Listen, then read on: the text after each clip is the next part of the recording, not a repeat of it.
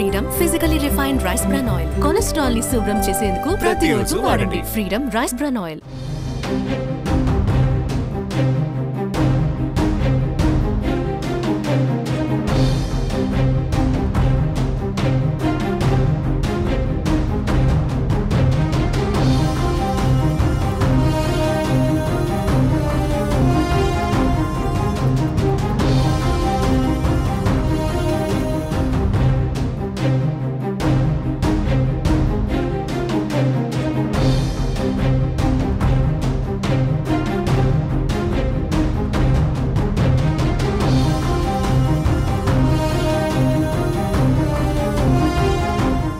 ఏపీలో సార్వత్రిక ఎన్నికల వేళ జనసేన పార్టీ గుర్తు కేటాయింపుపై గందరగోళం జరుగుతోంది. అయితే ఆ పార్టీకి పూర్తి రిలీఫ్ అయితే రాలేదు, కానీ కొంతమేర రిలీఫ్ లభించింది. ఇండిపెండెంట్ అభ్యర్థులకు గాజు గ్లాసు గుర్తు కేటాయించడంపై జనసేన దాఖలు చేసిన పిటిషన్పై హైకోర్టులో విచారణ జరిగింది. ఈ సందర్భంగా ఎన్నికల సంఘం హైకోర్టుకు వివరణ ఇచ్చింది. స్వతంత్ర అభ్యర్థులకు గాజు గ్లాసు గుర్తు కేటాయిస్తూ ఈసీ తీసుకున్న నిర్ణయంపై హైకోర్టులో విచారణ జరిగింది. తమకు కేటాయించిన గాజు గ్లాసును ఇతర అభ్యర్థులకు కేటాయించొద్దంటూ జనసేన పార్టీ జనరల్ సెక్రటరీ హైకోర్టులో పిటిషన్ దాఖలు చేశారు.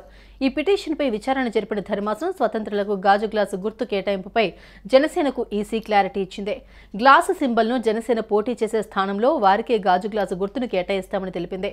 జనసేన పోటీ చేసే 21 అసెంబ్లీ స్థానాలలో ఎంపీ అభ్యర్థులకు 2 పార్లమెంటు నియోజకవర్గాల పరిధిలో మాత్రం గాజు గ్లాసు గుర్తును వేరే వారికి కేటాయించమని తెలిపింది. అయితే మిగిలిన చోట్ల జనసేన అభ్యర్థులు లేని చోట్ల ఫ్రీ సింబల్ కావడంతో స్వతంత్ర అభ్యర్థులకు గుర్తును కేటాయిస్తామని తెలిపింది. అంటే ఎన్నికల కమిషన్ చెప్పినట్టు మచిలీపట్నం, కాకినాడ లోక్సభ నియోజకవర్గం పరిధిలో స్వతంత్ర అభ్యర్థులకు గాజు గ్లాసు గుర్తును కేటాయించమని తెలిపింది.